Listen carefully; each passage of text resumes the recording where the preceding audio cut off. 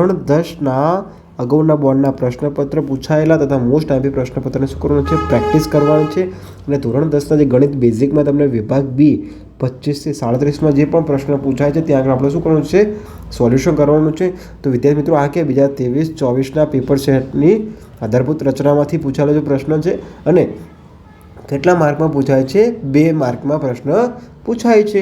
તો સૌથી પહેલાં આપણને શું કરી છે? રકમ વાંચી લઈએ આપણે. ચલો, એક નળાકારની આર બરાબર એટલે કે ત્રિજ્યા જેટલી હોય એટલી ઊંચાઈ છે, તો તેની ત્રિજ્યા 7 સેન્ટીમીટર હોય તો નળાકારનું ઘનફળ શોધો.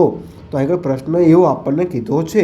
તો ચલો, સૌથી પહેલાં આપણે નળાકાર દોરી લઈએ. આગળ ચલો, આ શું છે? નળાકાર દોરી લીધો છે. ચલો, નળાકાર છે.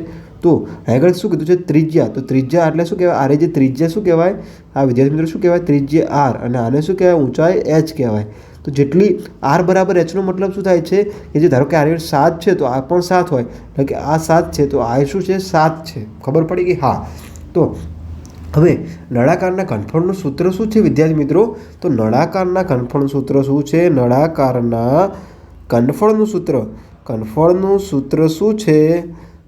શું છે? પાઈ આર સ્ક્વેર એચ. પાઈ આર સ્ક્વેર એચ. તો આગળ પાઈ બરાબર કેટલો લઈ શકો તમે? 22/7. તમને આ નોટ આપેલી હશે, બરાબર? હા. ચલો, હવે પાઈ બરાબર પાઈ આર સ્ક્વેર એચ છે. તો ચલો, પાઈની કિંમત શું છે? 22/7 ગુણ્યા આર. ત્રિજ્યા કેટલી કીધી છે આપણને? 7. તો 7નો વર્ગ ગુણ્યા હાઇટ કેટલી કીધી છે આપણને? 7. કેમ કે આર બરાબર એચ હતી, એટલે કે જે બંને હોય એ સમાન લેવાની હતી. હા. ચલો, હવે આપણે એને ભાગ ઉડાડો તો ઉડાડી શકીએ, પણ નહીં. આપણે શું કરીએ? ગણતરી કરીએ. 22/7 ગુણ્યા 49. 7નો વર્ગ કેટલો થાય? 49 ગુણ્યા 7. ભાગ ઉડાડી દો. 7 તો કેટલા વધે? 22 ગુણ્યા 49. તો ચલો, અહીં કરો 22 ગુણ્યા 49.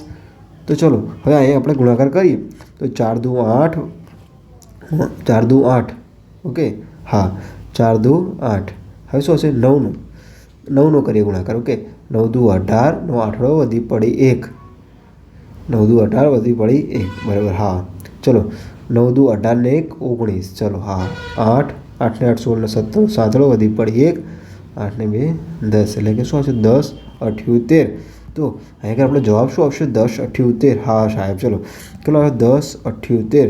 પણ શેમાં આવશે? સેન્ટીમીટરમાં આવશે. શેમાં આવશે? સેન્ટીમીટરમાં આવશે. જો વિદ્યાર્થી મિત્રો, તમને અત્યાર સુધી કોઈપણ ચેપ્ટરના ટોપિક કે દાખલા ન આવડતા હોય તો નીચે મારી લિંક આપેલી છે, ત્યાં આગળ તમે વોટ્સઅપમાં ફોટો પાડીને મોકલી શકો છો.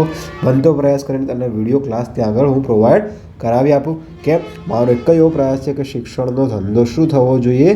બંધ થવો જોઈએ. તમારા બીજા વિદ્યાર્થી મિત્રોને પણ મોકલી આપો, જેથી કરીને સરળતાથી શીખી શકે. ઓકે. જય હિન્દ, જય ભારત.